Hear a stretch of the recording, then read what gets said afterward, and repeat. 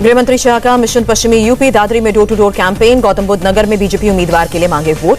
अमित शाह के निशाने पर अखिलेश। इनकम टैक्स रेट डालती हैं तो मेटाडोर भरकर पैसे निकलते, पैसा मिलने से अखिलेश के पेट में दर्द क्यों?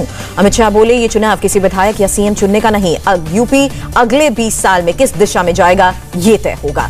मथुरा में भी एसपी पर जमकर बरसे शाह। शासन अगर अखिलेश के हाथ में हुआ तो गुंडों का राज होगा। बिजनौर में चुनाव प्रचार में जुटे सीएम योगी। धामपुर में घर घर जाकर कैंपेन किया। अखिलेश पर हमलावर हुए योगी, बोले वे तुष्टीकरण और परिवारवाद करते, हम राष्ट्रवाद की अलग जगा रहे हैं। यूपी में विकास बनाम अराजकता की लड़ाई। योगी ने कहा, पश्चिमी यूपी को अराजकता की आग में झोंकने की साजिश हो रही है।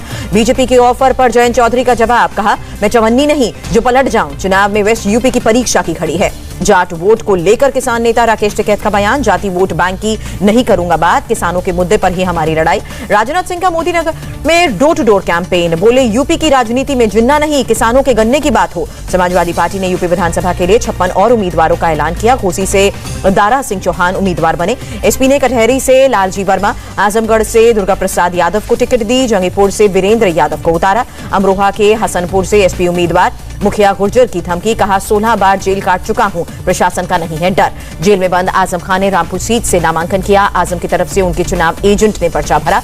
आजम खान के बेटे अब्दुल्ला ने भी रामपुर की स्वार विधानसभा सीट से नामांकन दाखिल किया। रामपुर के चुनाव की निष्पक्षता पर सवाल उठाए। बीएसपी ने यूपी चुनाव के लिए तीसरे चरण के लिए 53 उम्मीदवारों के नाम का ऐलान किया। करहल से अखिलेश यादव के खिलाफ कुलदीप नारायण को उतारा। भीम पार्टी के चीफ चंद्रशेखर आजाद का ऐलान, गोरखपुर की जनता 1971 का इतिहास दोहराएगी। तत्कालीन सीएम टीएन सिंह की तरह इस बार सीएम योगी भी हारेंगे। प्रियंका गांधी ने यूपी की आशा और आंगनबाड़ी कार्यकर्ताओं से किया वादा, सरकार बनी तो मानदेय बढ़ाकर 10,000 रुपए करेंगे। सचिन पायलट ने साहिबाबाद में कांग्रेस उम्मीदवार संगीता त्यागी के लिए डोर टू डोर कैंपेन किया। कहा बीजेपी हर वर्ग का कर रही है शोषण। छत्तीसगढ़ के सीएम भूपेश बघेल का बयान, एसपी जाति के आधार पर और बीजेपी धर्म के आधार पर लड़ रही है चुनाव, कांग्रेस मुद्दों के साथ मैदान में है। पंजाब चुनाव के बीजेपी की नई लिस्ट जारी हुई। 27 उम्मीदवारों का ऐलान हुआ। बाटला से फतेह सिंह बाजवा, फगवाड़ा से विजय सांपला को टिकट। राहुल गांधी ने अमृतसर के स्वर्ण मंदिर में मत्था टेका, लंगर भी खाया। सीएम चन्नी और नवजोत सिंह सिद्धू भी साथ। अमृतसर में वाल्मीकि तीर्थ स्थल पर राहुल गांधी और सीएम चन्नी को दिखाए गए काले झंडे। चन्नी को दलित विरोधी बताकर नारेबाजी हुई। राहुल गांधी ने जालंधर के मीठापुर में वर्चुअल रैली में हिस्सा लिया। कहा कांग्रेस वर्कर्स से बात कर सीएम पद का उम्मीदवार घोषित करेंगे। सीएम चन्नी ने कहा, हमारे बीच सीएम पद को लेकर कोई विवाद नहीं है, जो भी होगा उसके साथ हम सभी खड़े हैं। अमृतसर में सीएम केजरीवाल का कांग्रेस और अकाली दल पर हमला, 60 साल तक पंजाब को लूटा और गालियां मुझे देते हैं। राहुल के पंजाब दौरे पर बोले सीएम केजरीवाल, वो जनता को अपना मुंह नहीं दिखा सकते क्योंकि उन्होंने 5 साल में अपने वादे पूरे नहीं किए। सुप्रीम कोर्ट से अकाली नेता विक्रम सिंह मजीठिया को राहत, कोर्ट ने 31 जनवरी तक गिरफ्तारी पर रोक लगाई। गोवा के सीएम प्रमोद सावंत ने सांकेलिम सीट से नामांकन किया, बड़े अंतर से जीत का दावा किया। उत्पल पर्रिकर ने पणजी सीट से नॉमिनेशन फाइल किया। पर्चा भरने के बाद उत्पल ने जीत दर्ज करने का भी दावा किया। इंडिया टीवी से बातचीत में बोले उत्पल पर्रिकर, बीजेपी ने एक क्रिमिनल रिकॉर्ड वाले को टिकट दी है, बाबुश की हार में मेरी जीत है। उत्पल पर्रिकर ने कहा, पणजी में मेरी लड़ाई सिर्फ बीजेपी उम्मीदवार बाबुश से है, चुनाव जीता तो भी बीजेपी में नहीं जाऊंगा। दिल्ली में चुनाव आयोग से मिला टीएमसी डेलीगेशन, ईसी के फ्लाइंग स्क्वाड पर गोवा में पार्टी दफ्तर में तोड़फोड़ के आरोप। टीएमसी सांसद शांतनु सेन का बयान, चुनाव आयोग ने निष्पक्ष और स्वतंत्र चुनाव का भरोसा दिया। उत्तराखंड के सीएम पुष्कर सिंह धामी ने खटीमा सीट से नामांकन किया, भारी अंतर से जीत का दावा।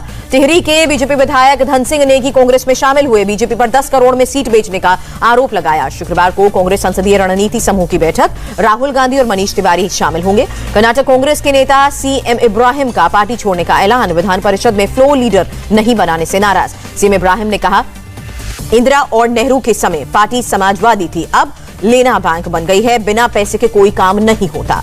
टाटा ने एयर इंडिया को किया टेक ओवर, टैलिस प्राइवेट लिमिटेड को शेयर ट्रांसफर हुए, एयर इंडिया का बना नया मालिक। ऑफिशियल टेक ओवर से पहले प्रधानमंत्री मोदी से मिले टाटा सन्स के चेयरमैन चंद्रशेखरन, पीएमओ ने ट्वीट की तस्वीर।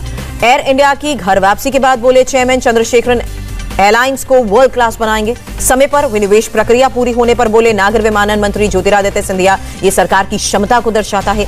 28 जनवरी को एयर इंडिया की सभी उड़ानों में होगा ऐलान, इस ऐतिहासिक उड़ान में आपका स्वागत है। 7 दशक बाद फिर से टाटा का हुआ एयर इंडिया। भारत मध्य एशिया की पहली शिखर बैठक हुई। प्रधानमंत्री मोदी बोले 3 दशक में सहयोगियों ने कई सफलताएं हासिल की। प्रधानमंत्री मोदी ने कहा क्षेत्रीय सुरक्षा के लिए हम सभी की चिंताएं और उद्देश्य एक समान, आपसी सहयोग स्थिरता के लिए जरूरी। ओलंपिक गोल्ड मेडलिस्ट और हॉकी टीम के पूर्व कप्तान चरणजीत सिंह का निधन हुआ। प्रधानमंत्री ने दुख जताया, कहा टीम की सफलता में अहम भूमिका निभाई। 2000 करोड़ की सिक्योरिटी स्कैम मामले में ईडी की कार्रवाई। कार्वी ग्रुप के चेयरमैन और एमडी सी पार्थ सारथी गिरफ्तार हुए। अरुणाचल प्रदेश से अगवा युवक वापस लौटा। चीनी पीएलए ने भारतीय सेना को सौंपा। केंद्रीय मंत्री किरण रिजिजू ने जानकारी दी। बजट सत्र से पहले लोकसभा अध्यक्ष ने बुलाई सर्वदलीय बैठक। 30 जनवरी को मीटिंग होगी। इस बार वित्त मंत्री निर्मला सीतारमण पेपरलेस फॉर्म में बजट पेश करेंगी। 1 फरवरी से शुरू होगा बजट सत्र। प्रयागराज में पुलिस द्वारा पीटे गए छात्रों से प्रियंका गांधी ने वर्चुअली की बात। हर प्लेटफॉर्म पर उनकी बात उठाने का दिया भरोसा। आरआरबी एनटीपीसी परीक्षा में धांधली को लेकर छात्रों का शुक्रवार को बिहार बंद का ऐलान। आरजेडी समेत महागठबंधन ने समर्थन दिया। कांग्रेस नेता मल्लिकार्जुन खड़गे ने कहा, मोदी सरकार सरकारी नौकरियों को खत्म करना चाहती है, इसलिए परीक्षाएं रद्द होती हैं। बीजेपी सांसद सुशील मोदी का रेल मंत्री से बातचीत के बाद बयान। रेलवे ग्रुप डी की 2 की जगह 1 परीक्षा लेने को तैयार। रेलवे की एनटीपीसी परीक्षा पर भी बोले सुशील मोदी। एक छात्र यूनिक रिजल्ट फॉर्मूले पर भी रेलवे सहमत है। 50,000 का इनामी गैंगस्टर नवीन उर्फ विक्की भांजा गिरफ्तार हुआ। गैंगस्टर गोगी हत्याकांड में शामिल होने का आरोप। केरल में कोझिकोड बॉम्ब ब्लास्ट केस में मुख्य आरोपी समेत 2 बरी हुए। हाईकोर्ट ने फैसला सुनाया। पंजाब में 7 करोड़ रुपए से ज्यादा की शराब जब्त की गई। 15.5 करोड़ कैश के साथ 58 करोड़ से ज्यादा के नशीला पदार्थ भी बरामद हुए। झारखंड के हजारीबाग में 2 सड़क हादसों में 5 की मौत हुई, 1 घायल। कोहरे की वजह से हादसा हुआ। तमिलनाडु के रामापुरम में दर्दनाक हादसा। पुरानी इमारत ढहने से 2 बच्चों की मौत। 2 लाख के रुपए के मुआवजे का भी ऐलान किया गया। एमपी के सागर में बीजेपी और कांग्रेस कार्यकर्ताओं के बीच हिंसक झड़प हुई। सेल्फी पॉइंट विवाद में तहसील में ज्ञापन देने गए थे कार्यकर्ता। यूपी के मऊ में अवैध शराब के कारोबार पर शिकंजा। 400 लीटर शराब जब्त की गई, 4 गिरफ्तार हुए। यूपी के सीतापुर में अवैध हथियार फैक्ट्री का भंडाफोड़ हुआ। हथियारों के साथ 1 शख्स की गिरफ्तारी। मुंबई में बेस्ट को मिलेंगी 900 AC electric double decker buses. Maharashtra के मंत्री आदित्य ठाकरे ने जानकारी दी। महाराष्ट्र एंटी करप्शन ब्यूरो ने मुंबई पुलिस के पूर्व कमिश्नर परमबीर सिंह को तीसरा समन भेजा। 2 फरवरी को पूछताछ के लिए बुलाया। मुंबई की एक कोर्ट ने बुलीबाय ऐप मामले में गिरफ्तार नीरज बिश्नोई 31 जनवरी तक पुलिस कस्टडी में भेजा।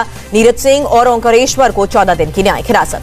मुंबई की जोगेश्वरी में एबनी क्लासिक सोसाइटी में 6ठी मंजिल पर आग लगी। 4 लोगों को रेस्क्यू किया गया। बेंगलुरु में ओमिक्रॉन के 185 नए केसेस मिले। पूरे प्रदेश में 1115 ओमिक्रॉन संक्रमण के मामले। अब बाजारों में मिलेगी कोवैक्सीन और कोविशील्ड। डीसीजीआई ने शर्तों के साथ बिक्री की अनुमति दी। देश में फ्री टीकाकरण अभियान जारी रहेगा। केंद्रीय स्वास्थ्य मंत्री डॉक्टर मनसुख मांडविया ने जानकारी दी। कर्नाटक, महाराष्ट्र, केरल समेत 6 राज्यों में कोरोना संक्रमण ने केंद्र की चिंता बढ़ाई। कंटेनमेंट एक्टिविटीज को लेकर राज्यों के संपर्क में है केंद्र। देश में 95% लोगों को लग चुकी है वैक्सीनेशन की पहली डोज। 74% लोग फुली वैक्सीनेटेड। देश के 16 राज्य और केंद्र शासित प्रदेशों में 15 से 18 साल के बच्चों को राष्ट्रीय औसत से ज्यादा लगी वैक्सीन। 59% किशोरों को टीकाकरण हुआ। साल 2005 से 2007 तक में जन्मे बच्चों को भी लगेगी कोरोना टीका। केंद्र ने सभी राज्यों को निर्देश जारी किए। कोविड नियमों के साथ स्वास्थ्य मंत्रालय सभी राज्यों को स्कूल खोलने की दे सकता है इजाजत। पेरेंट्स की बढ़ती मांग पर फैसला लेने की तैयारी। भारत सरकार ने कोरोना के कंटेनमेंट मेजर्स की अवधि को 28 फरवरी तक बढ़ाया। बढ़ते कोरोना संक्रमण की वजह से हुआ फैसला। विदेश मंत्री एस जयशंकर हुए कोरोना संक्रमित। संपर्क में आए सभी लोगों से टेस्ट कराने की अपील की। महाराष्ट्र के मंत्री अशोक चौहान की बड़ी लापरवाही। कोरोना टेस्ट कराने के बाद भी कैबिनेट मीटिंग में शामिल हुए। रिपोर्ट पॉजिटिव आने के बाद भी मीटिंग से निकले। देश में थम नहीं रही है कोरोना की रफ्तार। एक दिन में 2,86,000 से ज्यादा केसेस आए। 573 मरीजों की मौत हुई। केरल में 24 घंटे में कोरोना से 51,739 लोग संक्रमित हुए। 68 लोगों ने जान गंवाई। महाराष्ट्र में कोरोना के 25,425 नए केसेस। बीते 24 घंटे में 42 लोगों की मौत हुई। मुंबई में बीते 24 घंटे में कोरोना से 1384 लोग संक्रमित हुए। 12 लोगों ने जान गंवाई। आंध्र प्रदेश में कोरोना के 13,000 से ज्यादा नए केसेस दर्ज हुए। प्रदेश में अभी भी 1 लाख से ज्यादा एक्टिव मामले। गुजरात में 24 घंटे में कोरोना से 12,912 लोग संक्रमित हुए। 22 लोगों की मौत हुई। यूपी में 24 घंटे में कोरोना के 8,901 नए केसेस आए। एक दिन में 20 लोगों ने जान गंवाई। दिल्ली में 4,000 ज्यादा नए कोरोना संक्रमित मिले। 24 घंटे में 34 की जान गई। उड़ीसा में कोरोना के 5,901 नए केसेस। 24 घंटे में 8 की मौत। दिल्ली में वीकेंड कर्फ्यू खत्म हुआ। नाइट कर्फ्यू रहेगा जारी। 50% क्षमता के साथ खुलेंगे बार, रेस्टोरेंट और सिनेमा हॉल। दिल्ली में शादी समारोह में शामिल हो सकते हैं 200 लोग। 50% क्षमता के साथ सरकारी दफ्तर भी खुलेंगे।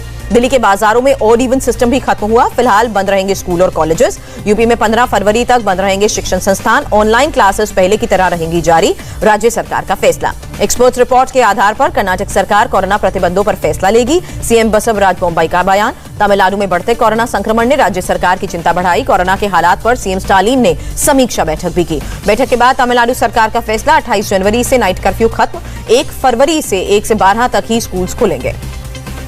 जॉर्डन सेना की कार्रवाई, सीरिया से प्रवेश कर रहे 27 ड्रग तस्करों को मार गिराया। यूएस डॉलर के मुकाबले रुपए का भाव 31 पैसे गिरा। $1 की कीमत 75 रुपए 9 पैसे। गिरावट के साथ बंद हुआ शेयर बाजार। सेंसेक्स 582 और निफ्टी 168 अंक टूटा। अंडर 19 वर्ल्ड कप के सेमीफाइनल में पहुंचा इंग्लैंड, साउथ अफ्रीका को 6 विकेट से हराया। न्यूजीलैंड और भारत महिला क्रिकेट टीम के बीच सभी 6 मैचेस क्वींसटाउन में होंगे। कोरोना की वजह से फैसला। इंडिया टीवी हर वक्त हर जगह डाउनलोड करने के लिए सर्च करें India TV news Google play store या ऐप स्टोर पर।